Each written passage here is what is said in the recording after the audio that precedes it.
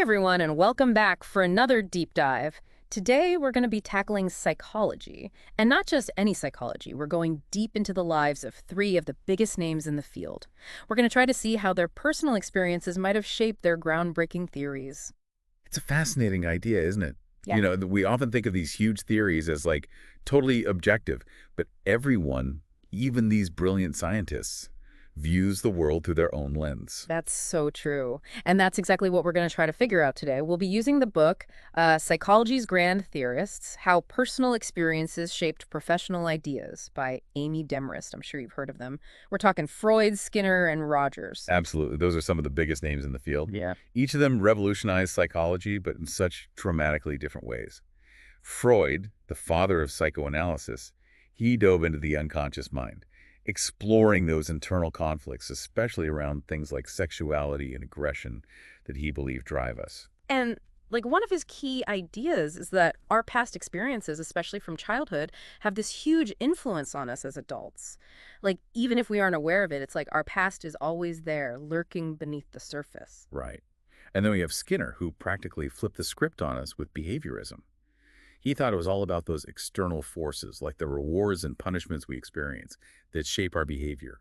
He even questioned free will, arguing that, in the end, we're controlled by our environment. I mean, that's a pretty radical idea, isn't it? To think that we might not have as much control over our choices as we think we do. It definitely challenges our assumptions about who we are. And then there's Rogers. He offered a more humanistic perspective. He really emphasized our subjective experiences and believed we all have this, innate drive towards self-actualization, this urge to become the best versions of ourselves. So, three big thinkers, three completely different ways of understanding the human mind.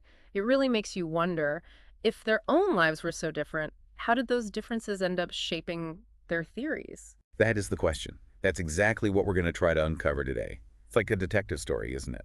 Searching for clues in their personal lives to understand their groundbreaking ideas. Oh, I love that. Okay, so let's start with Freud.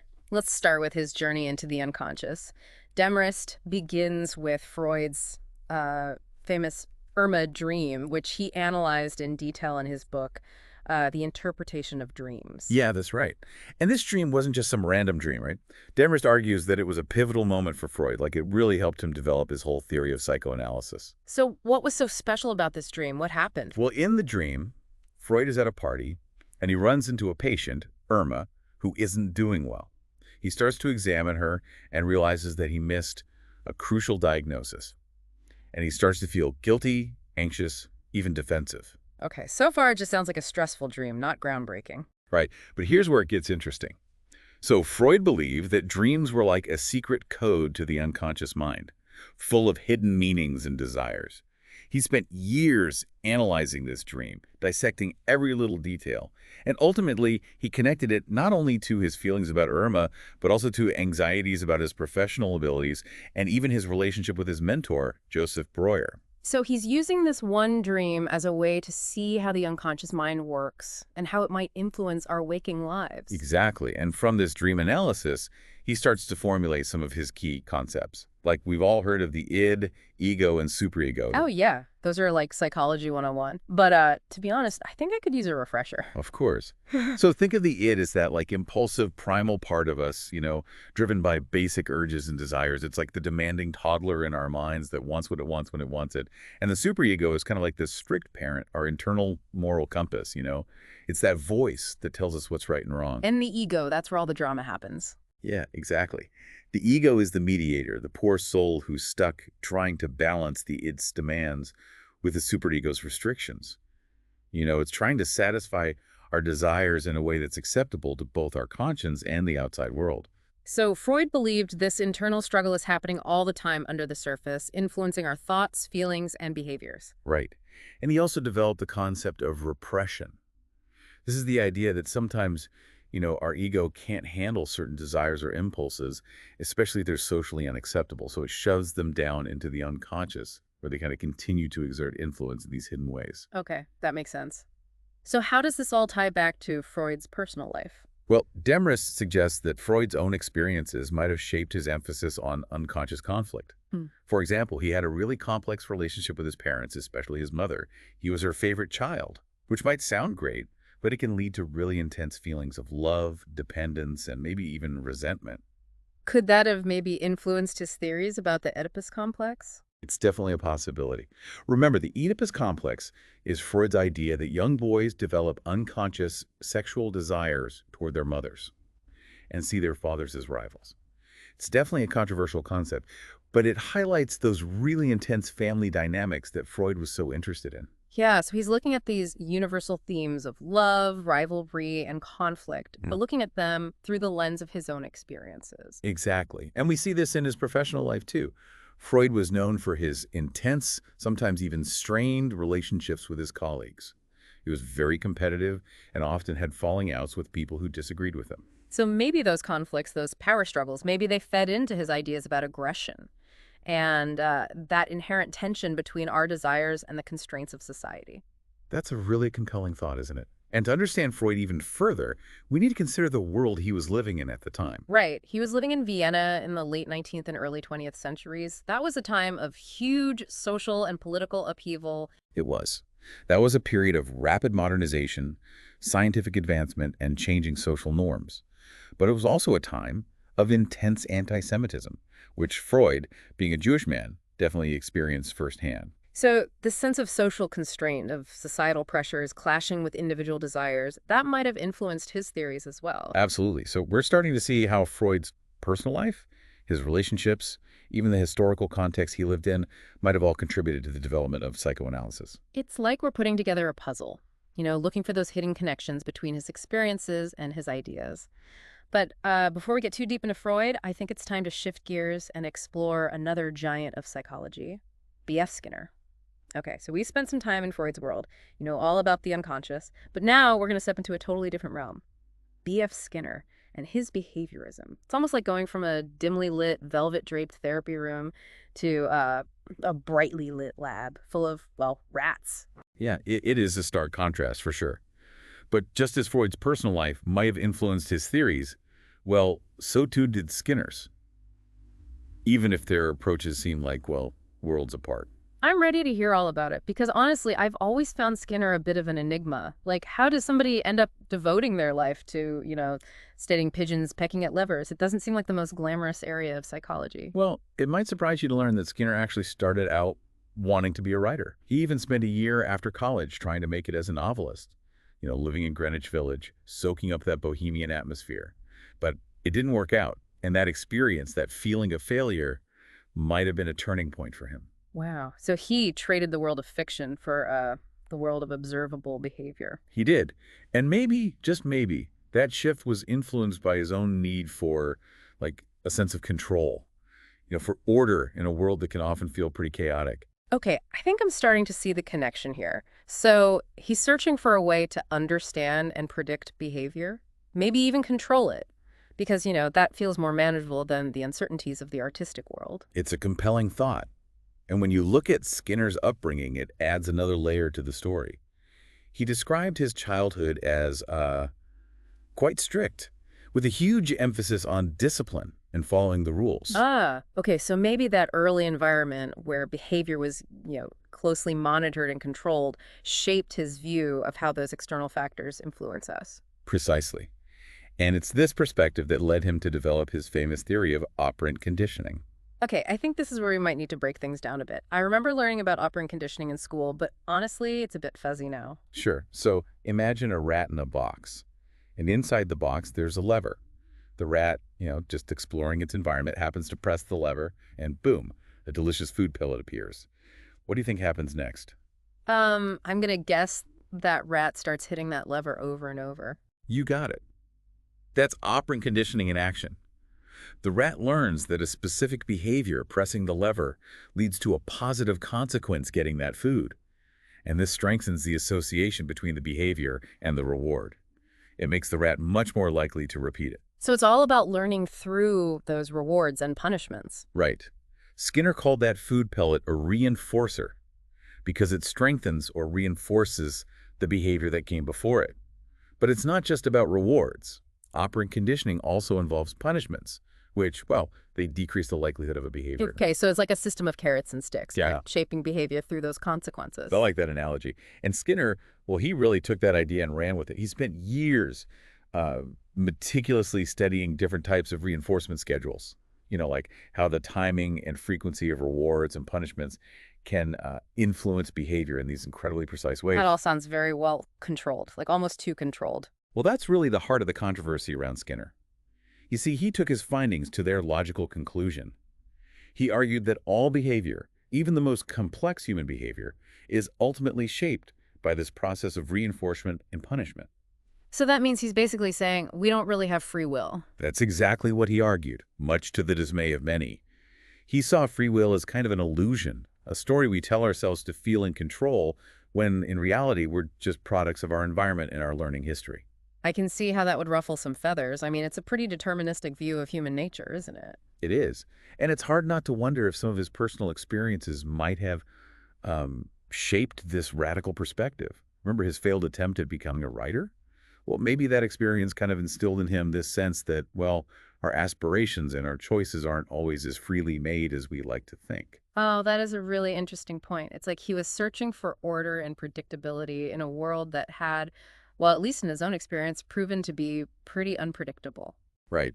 And there's another event in Skinner's life that might have contributed to his worldview. Sadly, his younger brother Edward died tragically at the age of 16 from a cerebral aneurysm. Oh, wow, that's It awful. was a devastating loss for Skinner and his family.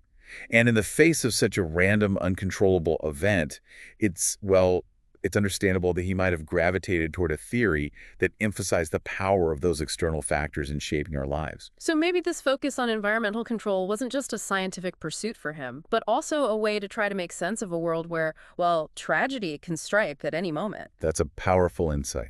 And it highlights the complex ways in which our personal histories, our joys, and our sorrows can subtly influence the paths that we choose and the ideas that we develop. Okay, so we've delved into the world of the unconscious with Freud, and we've explored this realm of controlled behavior with Skinner. Now I'm really curious to hear about Carl Rogers and his more humanistic approach. It feels like we're going from, well, a rather bleak view of human nature to something a bit more optimistic, don't you think? It really does feel like we've gone from the depths of the unconscious to, the controlled environment of the lab, and now we're stepping into a space that's a bit more, well, human. Yeah, that's a great way to put it. Carl Rogers, he really did offer a different perspective, one that emphasized our inherent goodness and our capacity for growth. And it sounds like his own personal journey played a big role in shaping those ideas, right? Oh, absolutely. You see, Rogers, he grew up on a farm. And Demers suggests that experience, being surrounded by nature and seeing those natural processes of growth and development firsthand might have given him a deep appreciation for the potential that's within every living being. So instead of seeing us as, driven by these unconscious conflicts or controlled by outside forces, he saw us as, well, naturally inclined towards growth, towards self-improvement. Exactly. He believed that every single one of us has this innate actualizing tendency, this like drive to become the best version of ourselves. Yeah. But here's the thing. He didn't think this growth just happens automatically. He believed it needs the right conditions, the right kind of environment to really flourish. So what are those ideal conditions? What can help us reach our full potential? Well, Rogers believed that one of the most important factors is something that he called unconditional positive regard. It's the experience of feeling truly accepted and valued for who you are no matter what, regardless of your flaws, your mistakes, anything. That sounds incredible, but I mean, is that even possible? To feel completely accepted all the time, even when you mess up? Well, it is definitely an ideal, and Wow. Rogers acknowledged that it's not always easy to achieve, but he truly believed that when we experience this kind of unconditional love and acceptance, especially from our parents or, caregivers early in life, it allows us to develop this really strong sense of self-worth, and it lets us embrace our true selves without that fear of judgment. That makes a lot of sense. When you feel safe and supported, you're more likely to take risks, right? To explore different parts of yourself and to really grow and evolve as a person. Yeah, exactly. But Rogers, he also recognized that life isn't always that supportive. We often encounter conditions of worth. These messages we get from other people that tell us, well, we're only worthy of love and acceptance if we meet certain expectations. So it's like we learn to uh, put on this mask. to Yeah. hide those parts of ourselves that we think might not be accepted by other people. Exactly. And when we do that, when we deny or distort parts of ourselves, it creates something that Rogers called incongruence, this gap between who we really are and who we feel like we need to be to gain approval from other people. And that incongruence, that can lead to all sorts of problems, right? Like anxiety, depression, just a general sense of feeling lost or unfulfilled. Absolutely. Rogers saw this incongruence as the root of a lot of psychological distress. He believed that when we're living out of sync with our true selves, it creates this inner conflict, and it prevents us from reaching our full potential. So how did he address this in therapy? Well, unlike Freud, who was focused on digging into the past to uncover those unconscious conflicts, Rogers developed something he called client-centered therapy. His approach wasn't about offering interpretations or giving advice, but about creating a safe and supportive space for clients to really explore their own experiences and feelings. It sounds very empowering, like he's trusting the client to kind of find their own path. That was the whole point. Rogers believed that each of us has that inner wisdom and those resources to, to heal and to grow. But sometimes we just need someone to, to walk alongside us, to listen without judgment and to reflect back to us what we're expressing. So the therapist becomes almost like a mirror, helping the client to see themselves more clearly. That's a great way to put it. And Rogers believed that this process of being truly seen and heard, of experiencing empathy and that unconditional positive regard from the therapist, well, that allows the client to reduce that incongruence, to become more aligned with their true selves. It's just so fascinating to see how his own experiences, like growing up on a farm, rebelling against his strict religious upbringing, even his own struggles with an ulcer and a really difficult therapeutic case, might have influenced his approach to therapy. Yeah, it really is. It's like he took those personal challenges and turned them into a framework for understanding how we all struggle with self-acceptance and that need for genuine connection. Okay, so we've explored these three very different perspectives on the human mind, each one shaped, at least in part, by the journeys of these remarkable thinkers. It's been such a fascinating deep dive. But before we wrap up, I can't help but wonder about the lasting impact of their work. I mean, these theories were developed decades ago. Do they even still hold up today? Well, that's the million-dollar question. And to answer it, we really need to consider both the criticisms and the evidence. So let's start with the criticisms. Freud, he's been criticized for his lack of empirical support, his emphasis on sexuality, and his, well, kind of pessimistic view of human nature. And Skinner. I imagine his rejection of free will didn't exactly win him any popularity contests. Oh, definitely not. He's been accused of being too deterministic, of ignoring the richness of our inner experiences, and of promoting this view of humans as, well, little more than programmable machines. And what about Rogers? His ideas seem a little bit more, well, palatable, but surely he faced some pushback too, right? He did. Some critics argue that his emphasis on self-actualization is too individualistic, that it neglects the importance of social responsibility and our connection to something larger than ourselves. So it seems like no theory is immune to criticism. But what about the evidence? Has any research actually supported their ideas? Well, the good news is, yes. Despite all the criticisms, each of these theorists has sparked a huge amount of research that, well, continues to this day. For example, studies have provided evidence for the existence of those unconscious processes, which actually supports some of Freud's core ideas. So even though some of his specific theories might have been challenged, the basic idea that we're influenced by forces outside of our conscious awareness still holds true. Exactly. And research has also shown that reinforcement, the way Skinner described it, really does play a significant role in shaping behavior, even in humans.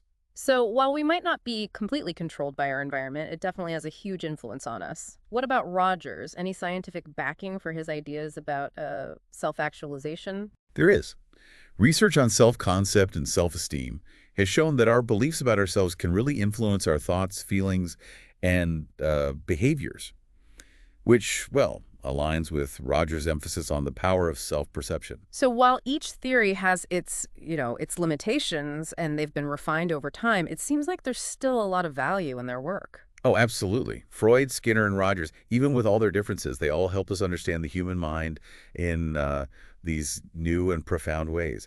They expanded our vocabulary for talking about our inner experiences. They highlighted the influence of our environment, and they reminded us of our amazing capacity for growth and self-discovery. This has been such an incredible journey, exploring the lives, the theories, and that lasting impact of these three huge names in psychology. It really makes you appreciate the complex interplay between personal experience and scientific thought. It does.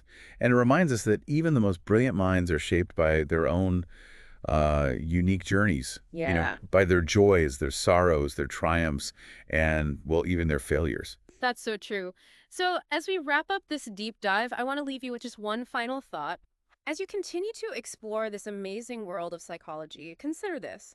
How might your own personal experiences, your values, your beliefs shape the way that you view the world, the way you interpret information, and the way you understand both yourself and other people? It's something to think about. And thank you so much for joining us on this deep dive. We'll see you next time for another exploration into the mysteries of the human experience.